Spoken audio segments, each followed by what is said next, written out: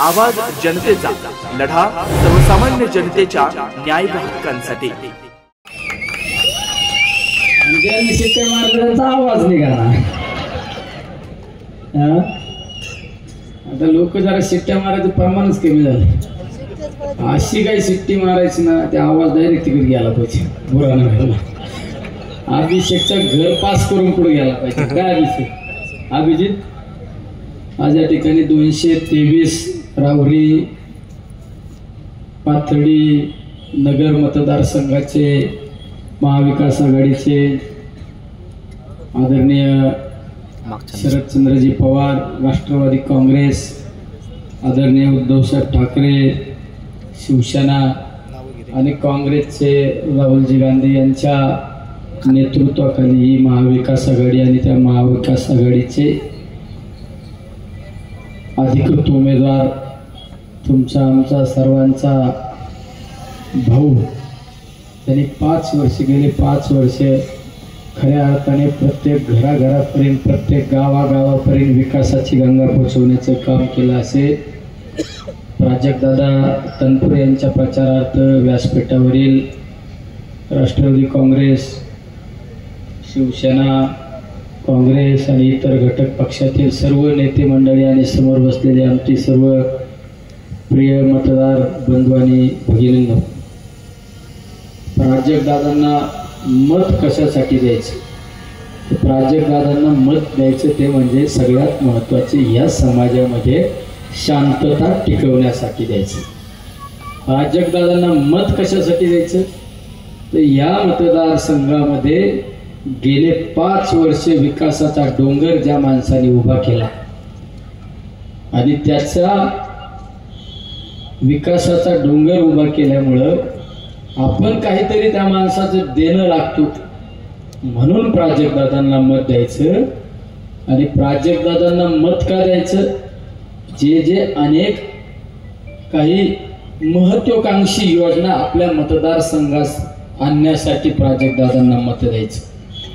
आणि ज्या माणसाने गेले 5 वर्षामध्ये मागचा 25 वर्षाचा विकासाचा बॅकलॉग भरून काढला, तो माणूस म्हणजे अशा माणसाच्या पाठीशी उभा राहणं हे तुमचं आमचं सर्वांचं कर्तव्य आहे. आणि एकदम शांततेने, संयमाने प्रत्येकाला सांभाळून घेणारा हा आपला सर्वांचा आमदार, हे आपल्या सर्वांचं भाग्य आहे. त्या आमदाराच्या तोंडात आता कोणीतरी क्लिप दाखवली. अरे मी तर 5 वर्ष त्या प्राजक्तदादा बरोबर विधिमंडळात का येतं, तुम्हाला का खाली बसलं येतो, तुम्हाला दिवसा ढवळे हिंडून नाही द्यायची. अरे येतो खरा गुंडाराज आहे. हे गुंडाराज थांबवायचं म्हणलं ना, या सगळ्यांची आमची सगळ्यांची गरज आहे. अरे समाजाला चांगल्या दिशेने घेऊन जाणारे नेतृत्व आपल्या समोर बसलेले प्राजक्तदादा तनपुरे. या माणसाने विकासाला महत्त्व दिलं, या माणसाने चुकीच्या गोष्टीला महत्त्व दिलं नाही. त्यामुळे चांगला सुसंस्कृत नेता म्हणून प्राजक्तदादांकडे पाहतो. मागच्या 5 वर्षामध्ये मतदारसंघात तर सोडून द्या, पण ऊर्जा खात्याचं मंत्रिपद मिळाल्यानंतर राज्यामधील शेतकऱ्यांना खऱ्या अर्थाने कोणी दिलासा दिला असेल तो म्हणजे आमच्या आदरणीय प्राजक्तदादांनी दिलेला आहे. राज्यातील शेतकऱ्यांना दिलासा दिला. आता मी येताना एक व्हिडिओ पाहिला, एक आजी सांगत होती आम्हाला ट्रान्सफॉर्मर मिळालं, हे मिळालं. आणि एक आजी सांगते काय, हे जर व्हिडिओ गोळा केले ना, हजारो आज्या सांगतात राज्यातल्या आम्हाला प्राजक्तदादामुळे आमच्या शेतकऱ्यांना समाधान मिळाले. आणि तो नेता आज विधानसभेच्या निवडणुकीच्या माध्यमातून आपल्या समोर उभा आहे. त्यामुळे आपली जबाबदारी आता प्राजक्तदादा निवडून येणार, हे काळ्या दगडावर लिख पांढरी रेष. कोणी सांगत असेल आता आम्ही लय लोकांना हे केले ते केले, काय नाही केले. त्यांच्याबरोबर येणाऱ्याने निम्म्यांनी मला फोन करून सांगितलंय त्यांच्याबरोबर फिरून द्या, त्यांची जरा आम्हाला जिरवायची, पण तुम्ही त्या पडू नका. म्हणजे हे सगळे त्यांच्याबरोबर हिंडत आहेत, त्यांची जिरवायसाठी हिंडत आहेत. एवढा आपला काय सरपंच, आपला विजय हा अटळ आहे. आणि राज्यामध्ये महाविकास आघाडीचं सरकार येणारे ही सुद्धा काळ्या दगडावरली पांढरी रेष. एवढं हे मत निसतं तुमच्या आमदाराला नाही. तुम्ही आमदाराला मतदान करा. तुम्ही कोण निवडून देणार आहे? आमदार निवडून देणार आहे का कोण निवडून देणार आहे? नामदार निवडून देणार आहे तुम्ही, नामदार. अरे ज्या माणसाने मागच्या 5 वर्षापूर्वी मंत्रिपदाची जबाबदारी यशस्वीरित्या पार पाडली, एक सुद्धा डाग लागून नाही दिला, अशा माणसाला आपण मतदान करणार म्हणजे राज्याच्या नामदाराला मतदान करणार आहे. तर राजकारण बघा ना वेगळ्या दिशेने. इथं तुम्हाला कुणीतरी सांगितलं सगळी केशरवाल्यांची खडीवाल्यांची दादागिरी चालू आहे. अरे एवढं काय उत्तर घेऊ नका ना येड्यांनो. 23 तारखेला आम्ही सरकारमध्ये आलो, सगळ्यांचा हिसाबच करून टाकीन. गप राहा, आम्हाला त्रास देऊ नका ना. यांचं लय धुणं धुवायचं तर धुवा, पण आम्हाला आमच्या कार्यकर्त्याला कोणी लय उक्त घ्यायच्या भानगडीत पडू नका. नाही तर मला पण मोजमाप करता येईल का त्या क्रेशरचं, त्या उत्खनन झाल्याचं. हे नाही करणार, पण मी करीन ना, मी करीन. त्याच्यामुळं हे का नाही, आम्हाला सोयीचे पण पाढे मोजता येतात आणि उलटे पण मोजता येतात. त्यामुळे माझी विनंती सगळ्यांना, बाळांनो बाबांनो, धंदा करायचा तर धंद्याच्या पद्धतीने करा. धंद्याच्या माध्यमातून जे कमावलेलं आहे ते राजकारणात आमच्या विरोधात काय उतरायच्या भानगडीत. तुला तकलीफ तर पहिल्या लाईनीत तुझं ते कलेक्टरलाच का तुझी ते काढायला लावणार आहे. त्याला किती त्रास झाला आमच्या कार्यकर्त्याला. त्याच्या विनाकारण त्याचं क्रेशर शेअर केलं, त्याचा लाईटीचा दंड टाकला. ज्यांनी तुला चुकीचा त्रास दिला मग त्याला गडचिरोलीच पाठवणार, तू काळजी नको. मग त्यावेळेस आपलं सरकार फक्त तुझं एकट्याच क्रेशर चालू राहणार आहे, त्याचं एकट्याचं रोजपणे चालू राहणार आहे, पण नियमात. जे अनधिकृतपणे कोणाच्या आशीर्वादाने चाललेले आहे ना, हे निश्चित आपण बंद करण्याचं काम करणार आहे. त्यामुळे माझी सगळ्यांना विनंती आहे, 4 दिवस सासूचे आणि 4 दिवस सुनाचे. आज आम्ही जात्यात, उद्या आम्ही सुपात येणार आहे. त्यामुळे आपल्या सोयीसोयीने घ्या, लय अंगाव काय घेऊ नका, माझी सगळ्यांना विनंती आहे.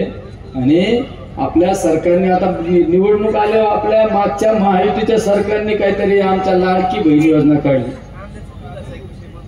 कांद्यान दुधावत बोलणार आहे ना, आम्ही शेतकऱ्याचा आहे, मी काय जमीन हडप केलेलं आहे काय, माझ्या बाप दादाची उतारा आलेली आहे. अरे ती तुमच्याकडे चालत, आमच्याकडे चालत. म्हणून आपल्या महायुतीने ज्यावेळेस लोकसभेची निवडणूक झाली त्यांच्या लक्षात आला तर काय खरं नाही, मग आपल्या भगिनींसाठी लाडकी बहीण योजना काढली. तर आमच्या महाविकास आघाडीच्या सरकारने एक जाहीरनामा सादर केलाय. तो म्हणजे आम्ही आता आपलं सरकार आल्यानंतर 3000 रुपये प्रत्येक आमच्या भगिनीला देणार. किती? कारण पहिल्या कॅबिनेट मध्ये आपण निर्णय घेणार आहे, कमीत कमी 40 रुपये लिटर दुधाला बाजार भाव होणार आहे. दुधाला या अनुदान विनोदान नको, हे बिग नको आम्हाला. तिच्या आईला कागद काळे करण्याचा धंदा नाही. ते बघा ना, अनुदान आम्ही 7 रुपये देतो, 5 रुपये देतो, 10% लोकांना. आणि मी त्या दिवशी एका अधिकाऱ्याला असा जीव लावला आणि ते मग तेव्हा पैसे ट्रान्सफर केले. त्यामुळे आपण 40 रुपये दुधाला बाजार भाव देणार आहे, 40 रुपये. आणि जो भेसळ करणार आहे ना त्याला असा कठोर कायदा करणार आहे ना, तो परत ते बाहेरच नाही आला पाहिजे, तो परत बाहेरच नाही आला पाहिजे. आणि कांद्याच्या बाबतीत मी ज्यावेळेस लोकसभेच्या निवडणुकीत फिरलो, लोकांना सांगितलं मी कांद्याच्या बाबतीत पहिल्या संसदेत आंदोलन करणार. आम्ही त्या संसदेच्या गेटवर पायऱ्यावर आंदोलन केलं. आम्ही कांद्याला हमी भाव मिळाला पाहिजे. आणि याच काही महाभागाने ते व्हिडिओ आमचा एडिट केला आणि आमचं असं दाखवलं का आम्ही सांगतो कांदे प्याज के भाव कम करो. कमारे चिवत्या, अरे आम्ही शेतकऱ्याच्या पोटी जन्म घेतलेला आहे, आम्ही सांगू का भाव कमी करा? अरे आमचं नातं शेतकऱ्यांचं, आमचं नातं ह्या मातीशी, आमचं नातं काय असं थोडं बाकीच्या सारखं का, मातीशी नातं आहे. आणि त्या सरकारला आम्ही धारेव धरलं आणि आपले कांद्याचे भाव वाढले का नाही, कांद्याचे भाव वाढले. इकडे सुद्धा आंदोलन केलं, नाही द्यायची नीट तर वाकडं काय ना, दे ना 7 रुपये अनुदान द्यायला लावलं. त्यामुळे काळजी करू नका, शेतकऱ्यांचं हिताचं सरकार येणार आहे. या राज्यामध्ये महाविकास आघाडी ज्यांच्या नेतृत्वाखाली स्थापन झाली ते आदरणीय पवार साहेब एका टायमाला 72,000 कोटीची कर्जमाफी देणारा नेता म्हणून त्या नेत्याकडे पाहतो ते आदरणीय पवार साहेब. आणि त्या पवार साहेबांच्या नेतृत्वाखाली आपण काम करतोय. नाही ते हे सरकार बघितलं. आता आमच्या काकडे सरांनी सांगितलं, या अनाजी पंतांनी स्वराज्याला सुरुंग लावला म्हणले. सरांचा अभ्यास आमच्या मला कानात सांगत होती, अनाजी पंतांनी आमच्या स्वराज्याला सुरुंग लावला. आणि हे देवेंद्र फडणवीस साहेबांनी आपल्या महाराष्ट्राला सुरुंग लावला, सगळे उद्योग धंदे कुठं गुजरातला गेले. हे असे गुजरातची धाडसीने लोक आहेत, यांना आता घरचा आयर दिला पाहिजे, याला घरी पाठवलं पाहिजे. त्यामुळे हीच वेळ आलेली आहे. त्यामुळे निश्चित सगळ्यांनी प्राजक्तदादा निवडून येणार आहे.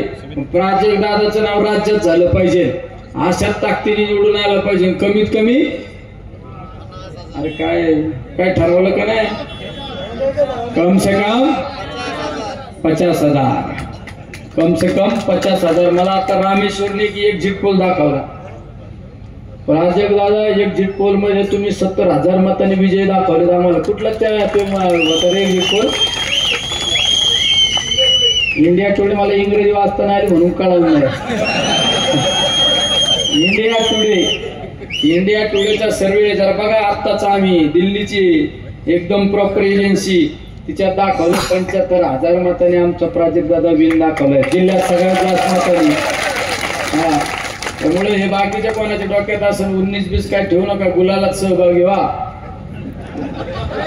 गुलालाची जर दिवाळी करायची असेल ना तर इकडच, दुसरीकडे पर्याय नाही. मी तुम्हाला जबाबदारीने सांगतो, खात्रीने सांगतो, विश्वासाने सांगतो, समोरच्यांच्या अंगावर कधीच गुलाल पडणार नाही. त्यांचे गुलालाचे दिवस 2014ला संपलेले.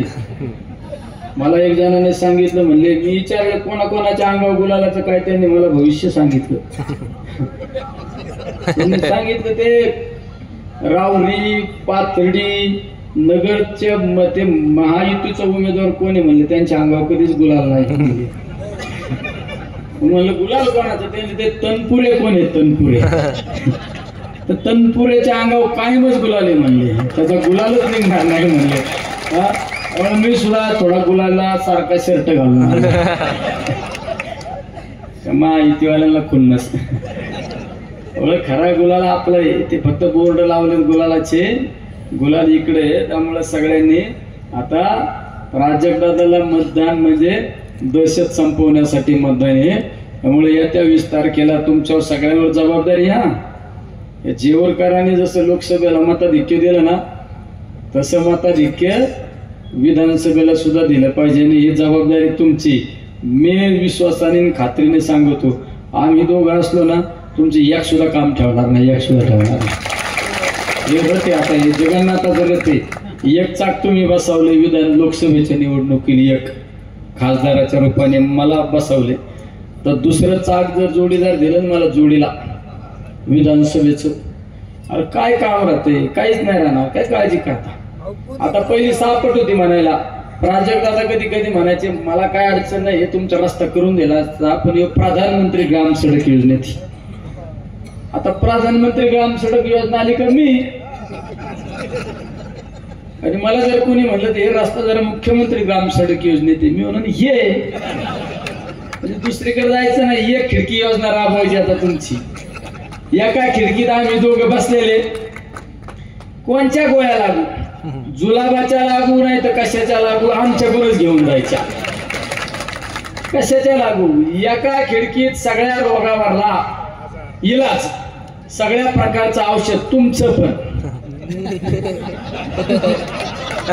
सगळ्या प्रकारचा डॉक्टर एका खिडकीत. मग तुम्हाला 10 खिडक्या सापडायच्या का एकच खिडकी सापडायची? एकच खिडकी, ती म्हणजे महाविकास आघाडीची खिडकी. आणि ती सगळ्या रोगावर सगळ्या गुणकारी औषध म्हणून आम्ही त्या ठिकाणी तुम्हाला उपचार देण्याचं काम करू. आणि एकही विकासाचं काम राहिलेलं जे काम आहे ते राहणार नाही, हा या ठिकाणी शब्द देतो. नवनवीन घडामोडी आणि सत्य बातमी पाहण्यासाठी आजच आमच्या YouTube चॅनलला सबस्क्राईब करा, शेअर करा आणि लाईक नक्की करा.